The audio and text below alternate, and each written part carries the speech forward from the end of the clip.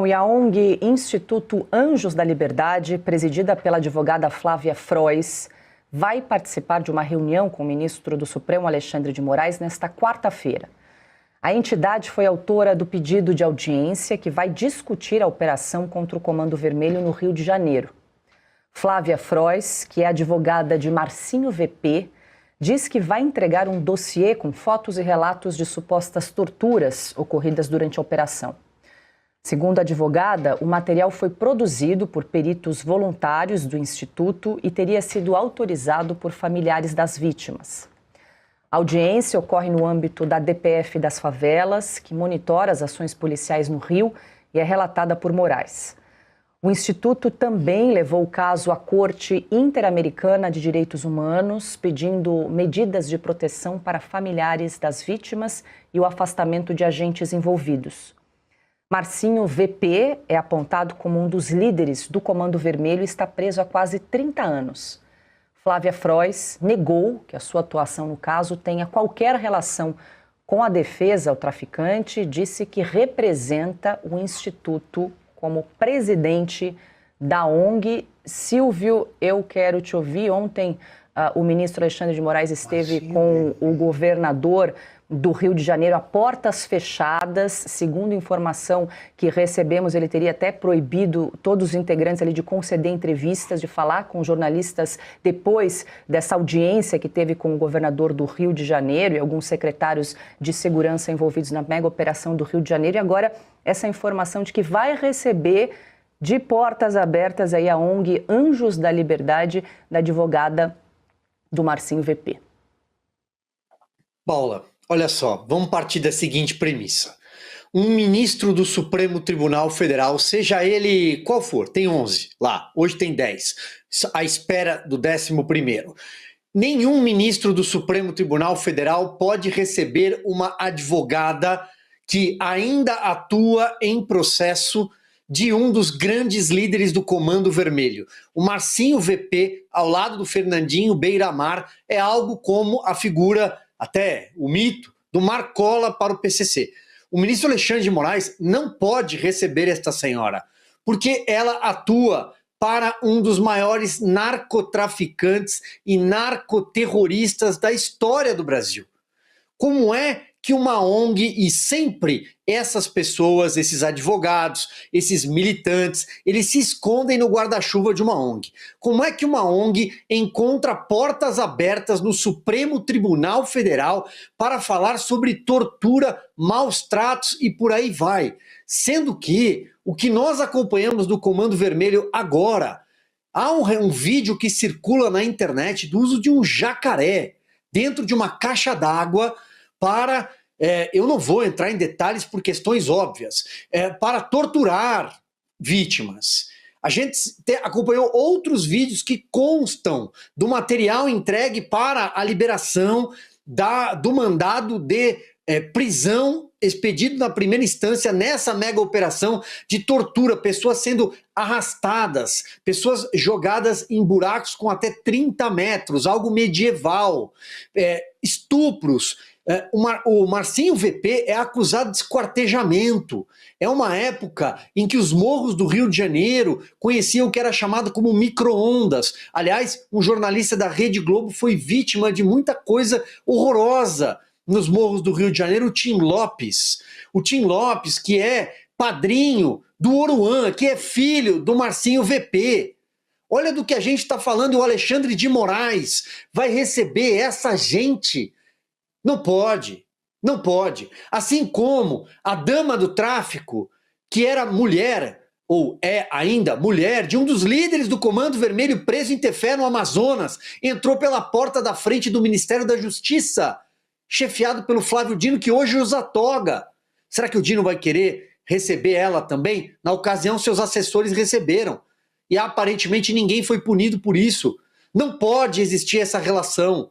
Não pode ministro do Supremo soltar líder do tráfico de drogas, de facções criminosas, rotuladas como mafiosas.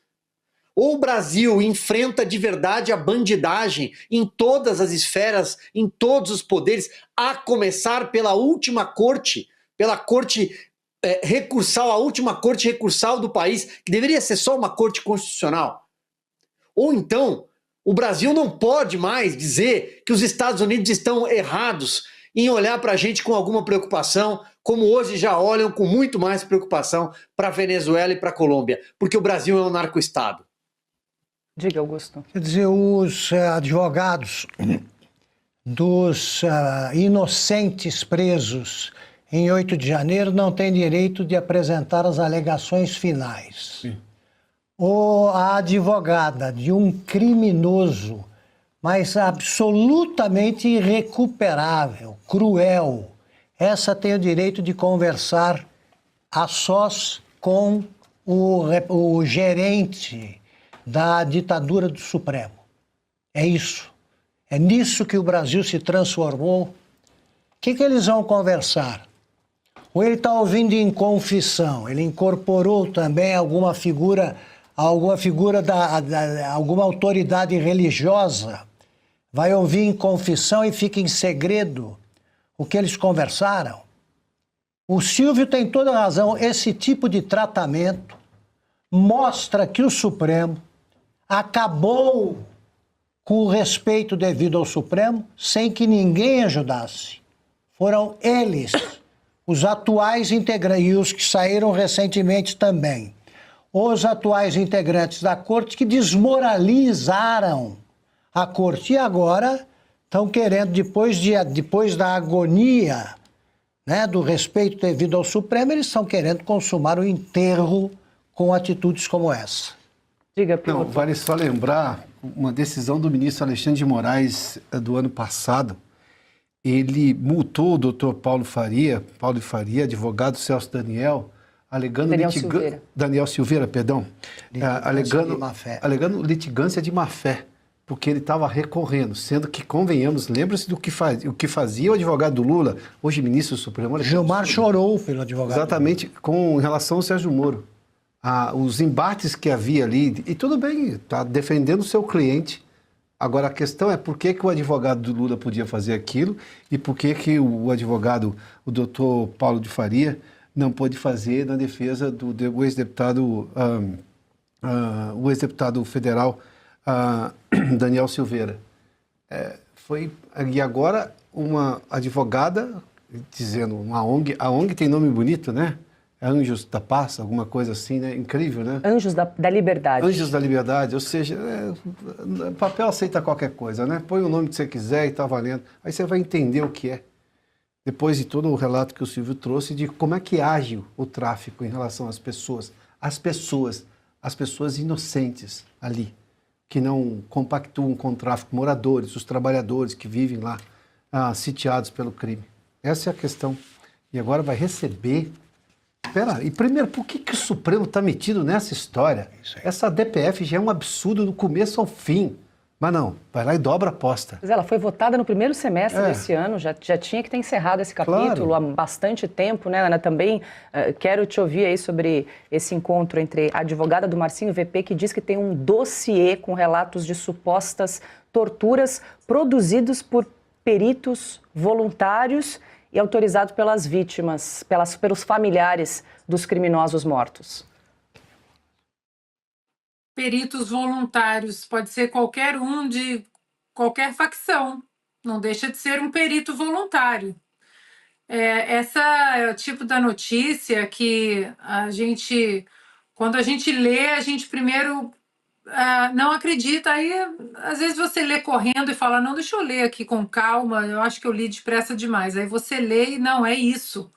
Advogada de Marcinho VP em reunião com Moraes, do Supremo Tribunal Federal. Aí, Paula, eu acho que até o próprio ministro Alexandre de Moraes precisa repensar se ele acha que ele tem alguma chance de reverter a Magnitsky, que eu acho muito difícil, porque a gente sempre fala que é uma montanha de provas, evidências, testemunhas, muito difícil reverter, mas ele já deu a entender, né? Inclusive o próprio chanceler Mauro Vieira disse que vai fazer parte de outras reuniões com o Donald Trump.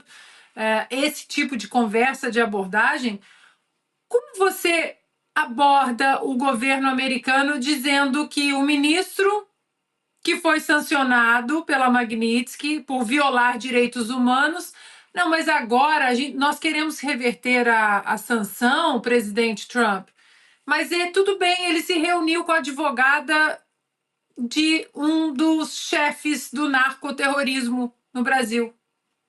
Faz sentido isso? Enquanto isso, nós estamos falando de CPI, de facções. Tá aí. Tinha que abrir outra CPI para outras facções. Deixa eu só... Diga, Augusto. Só queria saber o seguinte, tem que ser, olhando as coisas de frente, tem que haver alguma lógica nessa loucura. Você usa a tortura, que sempre é abominável. Você usa a tortura quando você precisa conseguir informações com pressa. Então, o sujeito é preso, ele tem algo a denunciar, você tortura tentando obter essa informação, porque você está lutando contra o tempo. O exemplo clássico é, o sujeito sabe onde está uma criança sequestrada. Então, isso, quem quer defender a tortura, que eu jamais defenderei. E aí você tem de conseguir aquela informação, porque senão a criança vai morrer.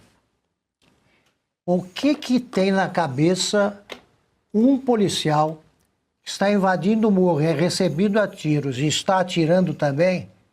Ele vai pegar um bandido e vai torturar para quê? Para que ele conte onde estão os outros bandidos. Essa operação foi feita com muito cuidado, com muito critério, eles sabiam tudo. Sabiam, inclusive, que aquela tese que é o meu entrevistado de hoje, o capitão Rodrigo Pimentel, ele explica isso, martelo e bigorna. Você empurra o inimigo para uma determinada posição onde você tem a bigorna que espera por eles. Agora, no meio disso aparece alguém torturando. Quer dizer, eles não sabem nem inventar uma tese que faça sentido. Tortura e depois mata, tortura e depois deixa vivo para contar que foi torturado, não faz sentido. E, no entanto, está lá o gerente do Supremo Tribunal Federal ouvindo a fantasia como se ele não tivesse mais coisa para fazer na vara criminal que criou.